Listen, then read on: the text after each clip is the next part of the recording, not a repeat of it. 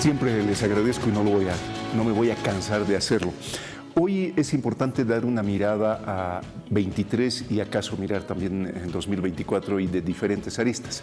Así es que ya nos acompaña primero Marcelo Silva, nuestro co-conductor, pero además tenemos la oportunidad de invitar a dos destacados profesionales de nuestra institución, la Universidad Mayor de San Andrés, amigos desde hace muchísimos años.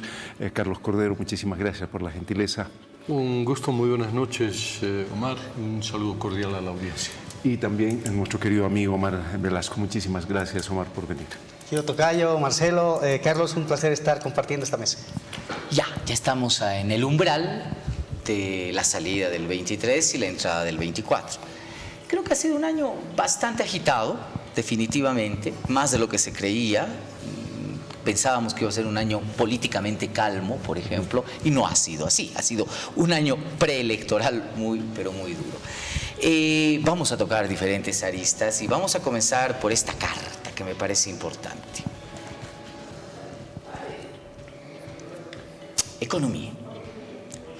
¿Cómo ha estado la economía del país el 2023? ¿Y qué es lo que le podría esperar a Bolivia el 2024? Este año nos ha sorprendido muchísimo con el tema de la escasez del dólar, en algún momento también la escasez de los carburantes, muchas dudas sobre las reservas internacionales, una situación que por supuesto no ha llegado a un extremo de crisis, pero que siempre nos tiene en incertidumbre. Omar, los dos Omares nos hablarán fundamentalmente de economía. Omar. Bueno, yo creo que ha sido un año, como tú has dicho, un poco tormentoso, un poco desordenado en la parte macroeconómica, que no habíamos tenido en años anteriores.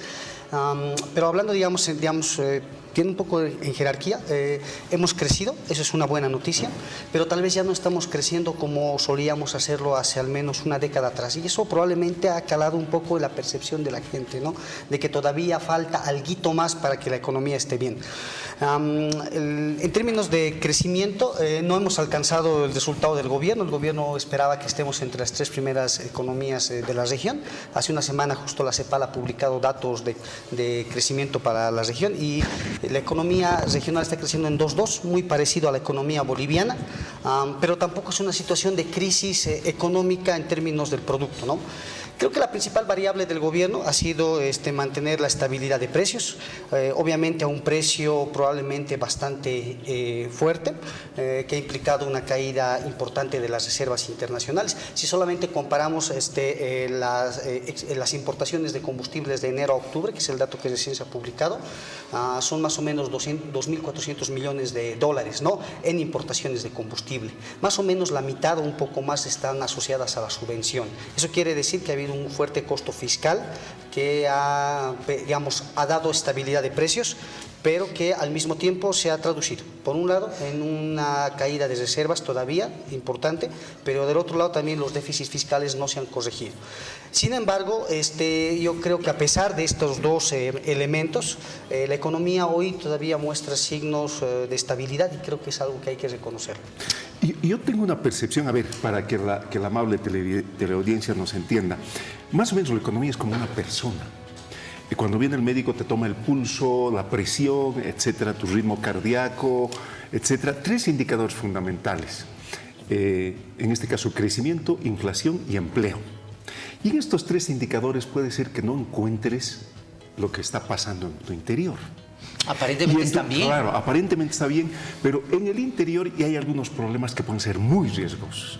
Y ahí está el déficit fiscal, dependiendo. Yo quiero comenzar por señalar que la economía es una ciencia social, y al ser social es ideológica, y al ser ideológica es política. Podemos verla desde diferentes perspectivas. Entonces, el déficit fiscal, y es perniciosamente sostenido desde hace mucho tiempo, para unos peligroso, para otros no peligroso. La balanza comercial, el gobierno ha dicho que está muy bien, aunque por supuesto tiene también algunos síntomas que deberían preocuparnos. Y tras de ello, las reservas internacionales netas y la escasez de dólares, que ya es preocupante. Pero no solo eso, la inversión pública ha caído en la mitad en esta gestión aproximadamente. Casi no existe inversión extranjera.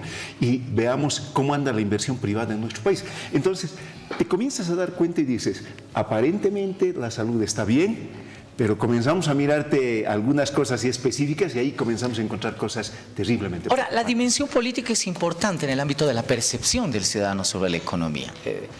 Muchos hablan sobre el tema del E o el AR, se van a quedar con la personería, no la personería, pero yo creo que en el fondo la variable fundamental para ver cualquier posibilidad de reproducción es cómo te va en el ámbito económico. ¿Qué opinas, Carlos? Sí, yo creo que es importantísimo. Hay quienes desde la teoría o desde la cuestión práctica han sostenido que si un país está económicamente bien, políticamente bien, también va a estar bien. Es decir, que hay una correlación entre economía y política, ¿no? Incluso entre economía y democracia. En el caso de Bolivia, a todo lo que han manifestado, que me parece muy puntual, muy exacto, haciendo un diagnóstico, yo quisiera diferenciar que hay pues en el ámbito de la economía, de la macroeconomía, lo que es la economía del Estado. Y lo que ustedes han descrito respecto de cómo el Estado o el gobierno está manejando la economía es así. Pero hay una parte de la economía de la cual no hablamos, la economía informal, la economía de la riqueza que genera el trabajo de la gente. Muchas veces nuestros gobernantes, querido Marcelo, ¿no?, se jactan de entregar ¿no?, inversiones, de hacen regalos, ¿no?, como si ese dinero fuera de ellos, o sea, cuando es el dinero de todos los bolivianos. O sea, y nosotros temporalmente le damos para que administren los recursos estatales. Y la crítica respecto de que el manejo estatal de la economía está con problemas, hay una parte que desconocemos, que es esta, no sé de dónde saca la ciudadanía esa energía, esa capacidad de reinventarse, de salir día a día, de generar riqueza, ¿no es cierto? Y hoy día tú vas mercados, supermercados, transporte, etc. Están llenos. Y hay una Hay dinámica movimiento, económica, ¿no es hay cierto? movimiento. Y la gente aguanta, no está ahí, pero aguanta. Ahora al punto de tú decías, yo creo que es clave. Fíjate que en el gobierno hoy día está un economista que ha tenido una larga experiencia de gobierno en los 14 años de gobierno de Evo Morales, ha sido un actor principalísimo, hoy es gobierno y le está dando esta relativa tranquilidad a la ciudadanía, y la ciudadanía está aguantando, Marcelo, está aguantando el corralito que nos han hecho, porque es un corralito, ¿no? O sea, ustedes lo han dicho de manera muy elegante, pero si tú tienes $1,000 en el banco, no puedes sacar los $1,000. Nadie puede sacar $1,000, o sea, aunque sea su dinero, ¿no? O sea, lo máximo que un banco te puede dar, permitir que puedes sacar de tu dinero son $100, $200, ¿no es cierto? Y hoy ya hay una economía paralela del dólar, y además ya es público. Claro, ¿no? Claro. A ver, quiero plantearles a los dos economistas aquí en la mesa temas ya concretos. Sus colegas, analistas económicos, dicen el déficit fiscal va a asesinar al Estado, ¿no? Y fundamentalmente la subvención de hidrocarburos, que ha sido el tema de discusión en el último tiempo. Es un boquete que es imposible de tapar. El mismo presidente y el gobierno ha expresado nítidamente la preocupación sobre este tema. ¿Hasta dónde puede aguantarse sin hacer ajustes, Omar? Bueno, yo creo que lo que ha caracterizado este año en particular ha sido la formación de dos mercados negros, ¿no?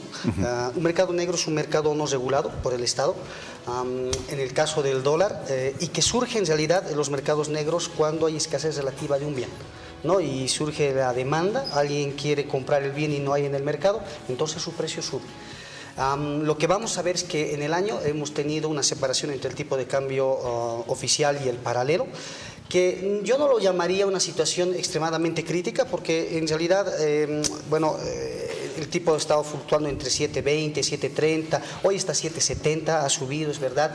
Es más o menos una devaluación de facto de más o menos 10%. Pero todavía eso no se puede llamar crisis cambiaria, porque teóricamente para que tengamos una crisis cambiaria tiene que haber una devaluación, digamos, de un 20%. Pero más allá de ese número, esta devaluación, ese efecto, en parte, de estas políticas que el gobierno ha hecho de mantener, por supuesto, la subvención a los hidrocarburos. Reitero, son más de $1.000 millones. Pero un paréntesis, Omar. Muchos colegas tuyos dicen que este mercado negro paralelo ha venido para quedarse, ya no se va. Es Eso significa que no vamos a tener nuevamente equiparar el dólar lo más bajo que se pueda al nivel del precio oficial. Mientras el proceso ideológico continúe. Claro, yo estoy de acuerdo en el sentido de que lo que estamos viviendo hoy es un nuevo periodo en la política económica boliviana, donde el Estado ha perdido su supremacía, su liderazgo que tenía en la década anterior. La acumulación de reservas internacionales han venido por las exportaciones estatales que hoy están en declive. Y el sector privado, que hoy en realidad está sosteniendo las divisas para las importaciones de toda la economía, que no es pública,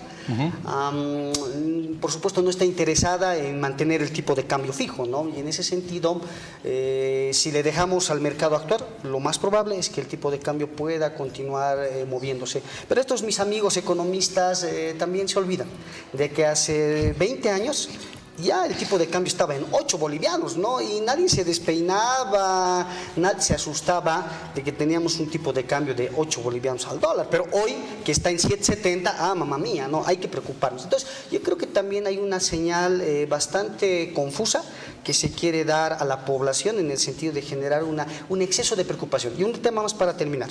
Hay una diferencia con los años 90 a lo que estamos viviendo hoy. Hoy la economía boliviana está bolivianizada. Es decir, que más del 90% del sistema financiero están en bolivianos y todas las transacciones cotidianas están en bolivianos. Eso es importante porque no hay una presión importante de demanda de dólares para realizar transacciones en la economía, y eso hace que esta escasez relativa sea de alguna manera manejable. Bueno, a ver, Omar, ¿cuánto se puede vivir sin hacer ajustes? Esa es la pregunta del millón. Es decir, el gobierno le tiene que meter mano al tema de la subvención de hidrocarburos en algún momento. Claro, el mismo gobierno lo ha expresado. El tema es que todo economista sabe que la economía se desplaza en un proceso cíclico. Entonces, no podemos seguirnos endeudando indefinidamente. El Estado es deficitario y es deficitario en 7%. Entonces, si sigues endeudándote, de algún lado está saliendo esa deuda, interna o externa. Y en algún momento tienes que pagarla y siempre tienes que honrar los intereses. Por lo tanto, ¿hasta qué punto? Es hasta el punto en que realmente el Estado ya comienza a sentir insuficiencias para pagar capital y para pagar interés. Y ahí la bomba está. Ahora, a alguno de estos analistas le escuché, le dije, no esperemos que nos declaremos, el Estado mismo, que estemos en crisis. Es que nosotros estamos pensando que entrar a la crisis, nosotros los que hemos vivido la UDP, llegar a ese momento para decir estamos en crisis. El problema es cuánto vas ajustando las cositas progresivamente para que no lleguemos a una situación. Yo no creo que estemos en crisis, realmente para mí no hay una crisis, pero hay algunos indicadores que el Estado, el gobierno debe prestarle atención. Por supuesto, ¿no? Por supuesto. Sí, pero la pregunta que ha hecho Marcelo, ¿hasta cuándo uno puede estar acomodando, ¿no?, y manteniendo esto en este nivel? Yo creo que hasta después de las elecciones 2025. Porque el presidente Arce va a hacer todo lo posible por mantener este relativo clima de estabilidad, claro, ¿no?, económica, hasta que haya las elecciones y el candidato gane las elecciones, porque esa es digamos, su proyección política. No, y ya en un segundo periodo veremos cómo se ajusta. Pero yo voy a... Segundo tema, que lo planteo sí, por temas económicos, y es que están haciendo una apuesta enorme, ¿no?, al nuevo recurso económico, el litio, que es el litio. Yo voy a coincidir contigo que es hasta las elecciones, pero yo creo lo que ha pasado en Argentina. La percepción ideológica de cómo tiene que ser la economía va a ser durante lo que dure la pregunta es ideológico. Si se puede aguantar. Claro.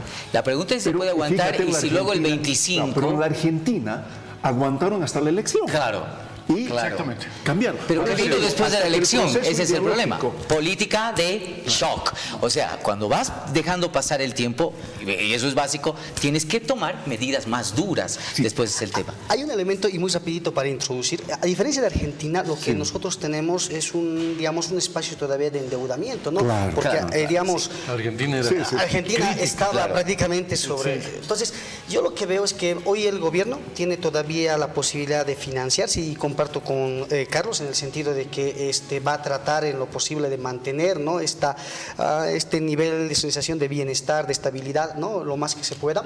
Pero aquí lo que hay que entender es que en la medida que, por un lado, la Asamblea le cerque la aprobación de los créditos multilaterales, y por otro lado las condiciones financieras del mercado internacional se continúen recrudeciendo y no podamos emitir bonos soberanos y no haya otra alternativa de financiamiento externo, esta situación necesaria de realizar ajustes incluso podría adelantarse. O sea, yo no niego esa posibilidad porque en realidad está en función al estado de situación de la economía. De acuerdo, plenamente de acuerdo. Solamente para cerrar la parte económica muy rápido.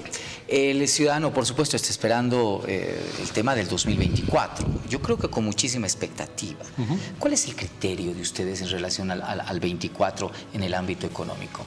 En temas muy concretos, tema de dólar, tema de hidrocarburos, ¿cómo nos va a ir haciendo un intento de análisis prospectivo? Bueno, yo creo el gobierno apunta a sus proyectos como elementos de solución para generar mayores recursos. Así es. No estoy muy seguro que esa sea la solución. Yo creo que la solución tendría que ir por otros lugares. Y los otros lugares, en mi criterio, es hacer ajustes a estos temas fundamentales.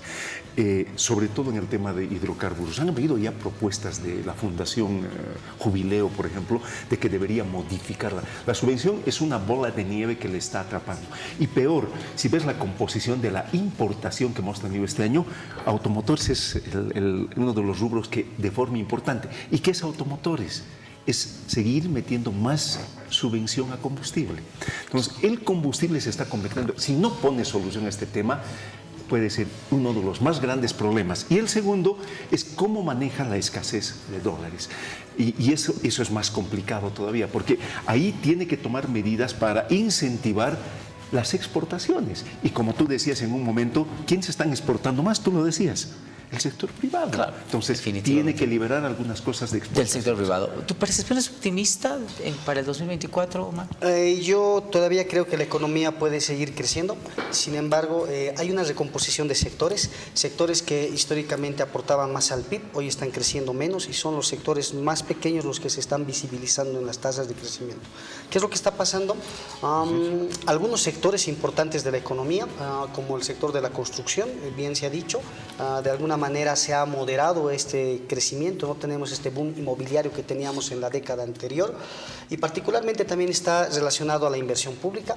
Si bien el gobierno, y eso hay que reconocer, logra recuperar la inversión pública de la caída que hubo el año 2020, no logra después en los siguientes años de generar un crecimiento, sino que más o menos se ha ido estancando y eso se ve en la economía, ¿no? Menos. Pero hay otro elemento igual importante que hay que mencionar que tiene que ver con el efecto del niño. El próximo año es muy probable que nos pegue el niño. Hemos empezado una campaña agrícola muy tardía, estamos más o menos al 40%, cuando ya deberíamos tener el 70% de la superficie cultivable y no hay que olvidarse que este es un sector que además de alimenta al PIB genera divisas. Entonces el sector agrícola podría verse tensionado el próximo año y eso con implicaciones en crecimiento, implicaciones en divisas y también por el lado de la inflación, por el tema de la provisión de alimentos. Por supuesto. Entonces hay que tomar en cuenta sector a sector con cuidado. Escasez, inflación, ese es el tema que hay que jugar.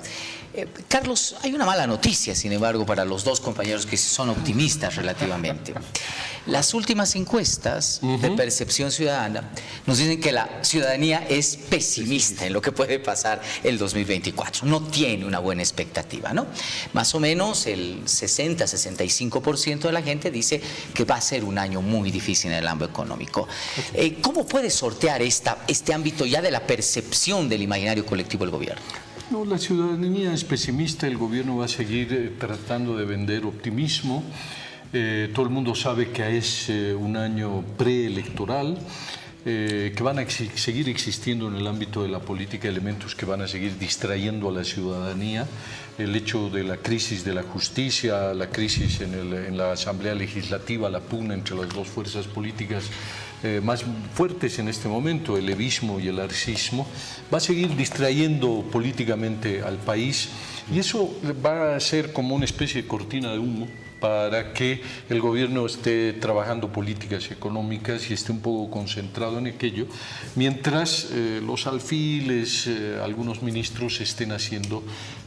A ver, quiero entenderte que el gobierno va a seguir con esta táctica distractiva para ocultar los temas centrales de los cuales obviamente no se quiere debatir. Así es, y además lo hace con tanta habilidad, hermano, que hay una crisis de justicia, pero eso apenas desportilla al presidente, porque el presidente no aparece en los conflictos, ¿no? Hay escasez de dólares y el presidente no aparece en el conflicto. Hay crisis de hidrocarburos y el presidente no aparece en el conflicto. O sea, él no es alguien como Evo Morales, ¿no?, que busca la conflictividad, que busca los medios, ¿no?, y en uno empieza a asociar, en este caso, al presidente. Lo evaluaremos por sus resultados. Por ahí es una buena estrategia, en vez de ser una muy mala estrategia. Esta carta, tómala. Yo sé que te gusta. ¿Quieres darle la vuelta? Yo sé que le gusta a Carlos, por supuesto. Sí. Política. A ver, coincidirás conmigo, Carlos, de que hoy, por lo menos este año, y hasta que lo estamos cerrando, y creo que gran parte del próximo año, de lo que vamos a hablar fundamentalmente es de la pelea, de la división que existe en el movimiento al socialismo. Sí, eso va a ser un elemento distractivo, pero también tiene un aspecto relativamente positivo, yo lo veo así. La figura central de la política es Luis Arce, y el mérito fundamental de Luis Arce es haber arrinconado a Evo Morales, cosa que no logró nadie, ningún partido de oposición en los últimos 15 años. Más bien, Evo Morales era un indomable, era un... La deidad misma. Claro, era el hombre todopoderoso del país, y de pronto en el 2009 empezó una serie de malas decisiones que lo llevaron al lugar donde él se encuentra en este momento, muy lejos de la posibilidad de volver al poder. ¿Y quién hizo todo eso? En buena medida Luis Arce, porque Luis Arce, de ser un don nadie en la política, pasó a ser un títere de la política, y todos suponían que era un títere de Evo Morales. A ver, y luego él, cuando gana las elecciones, de pronto desarrolla un estilo propio, y él es el que arrincona a Evo Morales al lugar donde lo ha puesto. A ver, compañeros, tratando de entender la línea de Carlos, estaríamos hablando de que Evo Morales es casi un cadáver político, casi. Está dando estertores de ahogado. ¿Verdad? ¿Ustedes consideran lo mismo, Omar? Yo no diría lo mismo. No hay que subestimar a Evo Morales, porque ese ha sido justamente el error que se ha cometido en el pasado, ¿no? Yo creo que Evo tiene un grupo bastante fuerte en el campo, que no se ve reflejado en los medios de comunicación, no se ve reflejado en la prensa tradicional. Yo creo que hay un reducto de gente que cree, por un lado, de que la economía siempre estaba bien en el periodo de Evo. Hoy eso llama todavía más la atención, y en el tiempo podría ser un factor determinante. Del otro lado, Evo tiene como característica la victimización, y esa es una estrategia que le ha ayudado a conseguir aliados y también a generar réditos de corto plazo, ¿no? Ese voto útil que Mesa a veces lo utiliza y no lo utiliza, Evo también lo tiene, pero a su estilo. Claro. A ver, yo sobre la base de lo que dicen, a mí me parece... coincido con la victimización. Evo es fantástico para la victimización. Y le están dando papita para el oro, sectores, además. Claro. Pero hay una cosa que no consideramos. Evo tiene una ventaja también. Está generando la suficiente distancia del ejercicio del poder. Ojo, si Arce se aplaza en la gestión económica, ¿quién saca los réditos de eso? Exactamente. Segundo aspecto, a la hora de ver una campaña, un proceso político, hay que pensar, siempre lo hemos dicho, en el proyecto político, la organización, el financiamiento, el liderazgo y otros factores que los describo. Organización Evo tiene parcialmente, Arce le ha quitado. Financiamiento tiene Evo, más o menos. Hay lugares del exterior y diferentes mecanismos que le dan financiamiento. Arce tiene mayor capacidad de financiamiento porque está en el Estado. ¿No? ¿Verdad? Liderazgo, Evo todavía tiene. Arce está construyendo liderazgo a partir del Estado. Y las otras cosas, pertenencia cultural, es decir, pertenencia étnica cultural, Evo tiene, Arce tiene. Visión ideológica, proyecto político. ¿Quién de los dos tiene un proyecto político más marcado? Coincido. Fíjate con estas cosas. Claro, coincido contigo, pero a ver, hay un tema fundamental. Arce le ha estado ganando espacio a Morales de manera paulatina. Primero fue el gobierno, ¿verdad? La lucha por los ministerios y demás. Ahí Arce le dijo: el presidente soy yo. La adhesión de los movimientos sociales, las organizaciones sociales, la fue capturando Arce. Hoy día tiene una ventaja significativa sobre Evo Morales en el cooptamiento de las organizaciones sociales, ¿no? Y pensando en el tercer trípode, que es el partido político, creo que ese es el último reducto de pelea. Por lo tanto, me animo a preguntarte, Carlos, ¿quién se queda con el partido? Esto lo veremos más adelante, porque la pelea es entre ellos. Es como una pelea de gallos, ¿no es cierto? Ambos tienen espolones y ambos tienen físico como para dar pelea. Y pues tiene que ver a los gallos en el combate, en el palenque, hermano. Y ahí, después de unos cuantos escarceos, uno va a decir: va a ganar el gallo negro, va a ganar el gallo colorado, ¿no? Por ahora no se puede decir quién se queda con el partido, pero es una herramienta que tiene el gobierno, Arce y el poder para debilitar a Evo Morales. Lo que también es cierto, una cosa, yo tampoco creo que Evo Morales sea un cadáver político. Yo dije, está dando estertores de ahogado. Es decir, una persona está todavía vital, ¿no? Pero está con el agua, ¿no?, por acá. Y a veces Evo Morales hace todo para meter la cabeza bajo el agua y comete errores, ¿no? Pero esta pugna entre ambos corrientes le abre una posibilidad a la verdadera oposición, a la oposición no ideológica al MAS, para ver si tiene una ventana de oportunidad del 2025 que no ha tenido en los últimos 20 años. A ver, veremos si la aprovecha. Sí, veremos si la aprovecha, ¿no? Sí. Lo que a mí me preocupa, para cerrar este tema, es de que esta pelea, distinguidos compañeros, se está llevando por delante toda la institucionalidad del país. A ver, gracias a esta peleita, la Asamblea Legislativa ha perdido su capacidad de legislar y fiscalizar, consustancial a la Asamblea Legislativa. Gracias a esta peleita vamos a tener una gran incertidumbre en el órgano judicial y el Tribunal Constitucional a partir del 2 de enero del próximo año. Ya se nota que el Tribunal Supremo Electoral podría ser la próxima víctima de la deslegitimación que se está llevando esta peleita, ¿no? Al parecer hay vocales arcistas y hay vocales evistas, y esos ya no podrían administrar una elección que vaya más allá de estos dos bandos. Y ustedes lo han mencionado, el Ejecutivo ya no puede aplicar políticas públicas con holgura porque no tiene mayoría en la Asamblea, ¿no? Entonces, mi pregunta es: ¿hasta dónde esta peleita puede ser una especie de dimensionamiento estratégico comunicacional, o realmente se puede llevar adelante la institucionalidad del país? Omar. Mira, yo creo que lo que no estamos entendiendo es la institucionalidad. ¿Y por qué te digo? Porque nos hemos acostumbrado a pensar que la institucionalidad del país es la institucionalidad republicana, o sea, de la época de la República, y en los alcances del liberalismo, o no liberalismo, como quieras. Pero ahí hemos construido un sentido de institucionalidad. Lo que estoy entendiendo ahora es dos posibilidades: que la institucionalidad del Estado plurinacional sea esta, la forma de desinstitucionalizar eso. Claro, es una forma del ejercicio del poder. Entonces puede ser así, lo hemos visto en diferentes países, porque Venezuela, ¿cómo construye su institucionalidad? Desinstitucionalizando todo, pues. Cuando estás en un escenario caótico, descaracterizado, entonces ese es el tipo de institucional probablemente del Estado plurinacional. O de repente, recién estamos en el proceso de desinstitucionalidad del Estado republicano liberal para recién construir la institucionalidad del Estado plurinacional. Omar, ¿qué opinas? Eso habrá que reflexionar.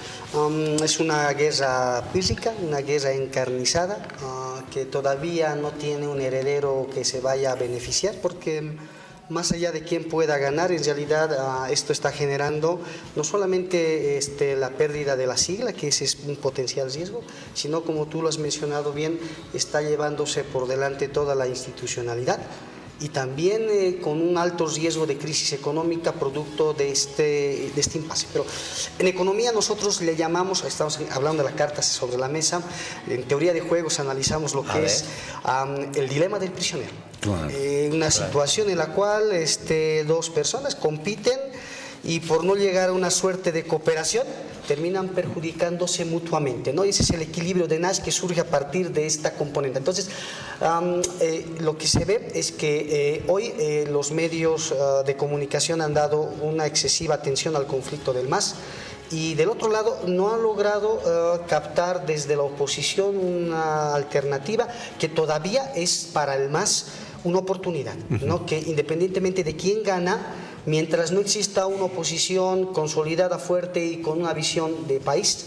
Eso es lo que quiero tocar con Carlos. Mira, Vemos mucho esta vereda, Carlos, y estamos completamente anegados, si me permites el término, del flujo que pueda ir entre lo que pasa con el MAS y las oposiciones. Tú muy bien lo has sintetizado, Marcelo. Las oposiciones todavía no pueden, no están sacando cabeza, porque si entran a esta pelea de gallos, ¿no? Rápidamente le salen desplumados, no salen pues desplumados, porque ahí están peleando dos gallos y la oposición son pues palomas, ¿no? En esa pugna. Pero yo quiero dar otra perspectiva antes de pasar al tema y vincularlo. Que hay otro tipo de institucionalidad democrática, la institucionalidad democrática que no la valoramos lo suficiente y que comparativamente con otros países, hoy día podemos decir en el siglo XXI, en el 2023, la democracia ha vencido. ¿No es cierto? Y aquí todo se resuelve mediante elecciones, hermano. Y aquí el que tiene el poder democráticamente adquirido, ¿no? Tiene el control de la economía del Estado y todo eso, pero esa institucionalidad democrática se sustenta en una ciudadanía que cree en la democracia.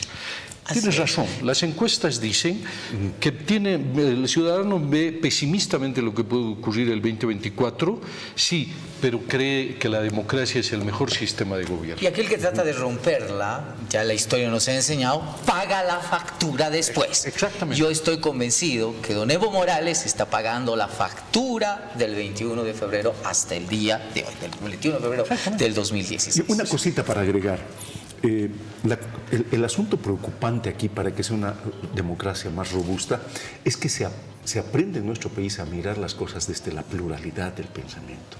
Y nos están queriendo conducir a un lugar donde miremos solo de una manera. Y segundo, las oposiciones se aplazan terriblemente, porque hasta ahora, si tú sales a la calle y tú mismo, tú has visto un proyecto político realmente de país, como decía Omar, no entendemos a la oposición que nos dé un proyecto de país, así taxativamente, que el ciudadano encarne ese proyecto. No tiene la oportunidad, Claro. lo que ha hecho la oposición hasta este momento, sobrevivir, y hay algunos que no están en el exilio, otros están presos, Sí, Carlos, pero... y otros están medios escondidos, ¿no? Pero ya va a llegar el 24, ya van a sacar cabeza. Pero la idea es de que no repitan las fórmulas anteriores, que es decir, el conglomerado, No hay liderazgo. claro, el conglomerado electoral que al final te presenta bancadas débiles, altamente vulnerables, divididas, etcétera, etcétera, etcétera, sin una fisonomía Y no propia. constituyen orgánicamente un Claro, instrumento orgánicamente un fuerte. proyecto político que sea alterno. Añadiendo eso muy cortito, a Milei le ha tomado más o menos 8 años llegar y con una carrera bastante astronómica. Y hay que decir que en Bolivia, al no haber proyecto político, han aparecido imitadores. Gente que comienza Exacto. a autoidentificarse pensando que puede obtener réditos políticos de esa forma, lo cual es por supuesto equivocado. No, que creen que a punta de Sí. carajazos van a ganar. Exactamente, y eso no pasa. ahorita está- Pero ya lo han mencionado, ya se han adelantado, ahí está, ¿no? Internacional. Por supuesto, es bueno dejarnos de mirar el ombligo muchas veces, porque hay un mundo grande por ahí afuera.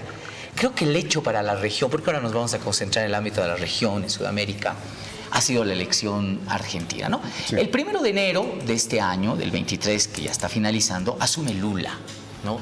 Y Lula te cierra, junto con Petro, el fenómeno Boric, una especie de núcleo de la izquierda que se ha ido derrumbando en la región y que me parece ha empezado a tener una alternativa, un camino alternativo.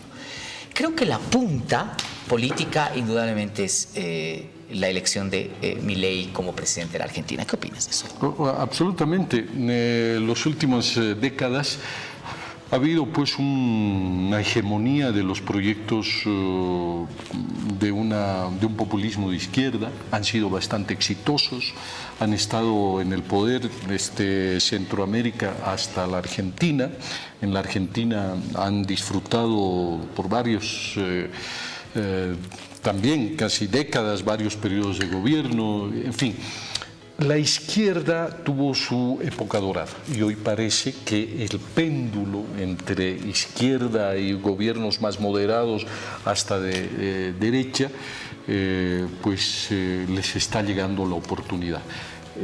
Por eso, después de Milei, los ojos van a estar puestos en América Latina en las elecciones bolivianas. Así es.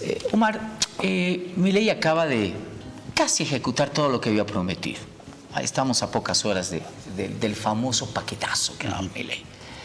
Claro, políticamente, si ese paquete funciona, habrán más imitadores de los que tú mencionas y crees, con toda certeza. Además, habrá, me parece, una corriente virulenta, ¿no?, en la región de querer asimilar.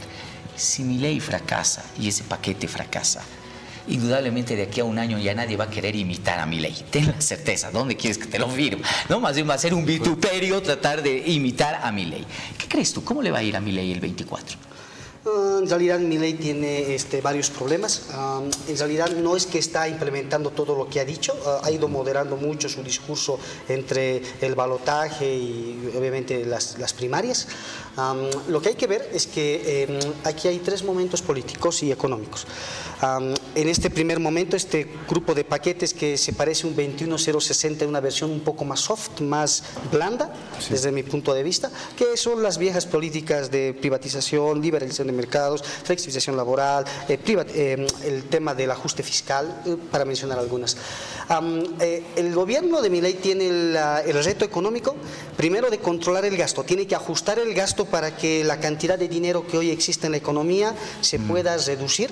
Eso implica levantar las subvenciones, eso implica cerrar la brecha cambiaria que hoy existe. Y tiene que hacer un manejo de pasivos a nivel de los pasivos monetarios del Banco Central, que hoy se encuentran altamente concentrados en el sector privado, ¿no?, que están pagando rendimientos de hasta 100%. Sí. Una economía para crecer no puede tener tasas de interés de más de 100%. O sea, hoy la economía milesiana va a ser una economía recesiva y con inflación. Y lo que tú dices, este es el primer momento, o sea, tiene que Milei aguantar 2 años, año y medio y esperar a que el sector privado, Macri trató y pensó que el sector privado, los amigos de Macri, lo iban a salvar con los capitales externos. Y no llegaron nunca esos capitales. O sea, en negocios no existen amigos y a veces esa es una diferencia, ¿no? Entonces, ese es en un primer momento. El segundo momento va a ser cuando se den las elecciones legislativas a mediados de año. Si logra los resultados económicos, tiene que hacer reformas estructurales mucho más profundas, ¿no? Necesita mayoría en la Asamblea. Y si logra todavía hacer eso, recién hacia el año 2026 o 27 vamos a estar hablando de una dolarización completa, que esa era la propuesta de campaña por la cual está hoy sentado en la Casa Rosada. Aunque para adicionar, una de las cosas más fuertes que ha pegado en la población argentina ha sido la sinceridad con la que habló Milei. Ha sido claro y taxativo en mostrar una radiografía de lo que es el país, primero, y de lo que es su proyecto político, porque preparó a la gente de lo que iba a hacer. Y parcialmente, como dice Omar, no lo está haciendo, pero preparó a la gente. Un primer aspecto. Otro segundo aspecto. Lo llevó al éxito, sí. Claro. Uno de los segundos aspectos importantes está yendo en un proceso progresivo. La Argentina, su institucionalidad le puso, de los gobiernos de izquierda, populistas, como dice Carlos, le puso muchos candados legales y muy fuertes, y destrabar esos candados políticamente es muy complicado. Está en un proceso de desregulación ahora. El espíritu de sus medidas, claro, son de desregulación, pero con los candados está aprovechando el momento de la bonanza política que ha obtenido en las elecciones y lo está haciendo a tiempo. Claro, pero tiene un Muy cheque, bien, tiene un por cheque eso, en blanco, claro.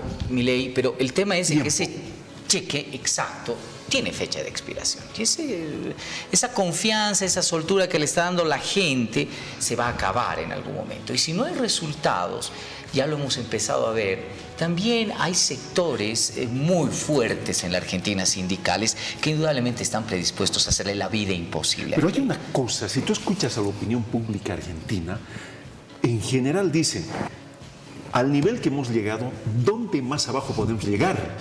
Entonces, cualquier cosa que se haga va a ser para arriba. Eso dice la opinión de los políticos. Pero de todas maneras tenemos una agenda muy, pero muy interesante.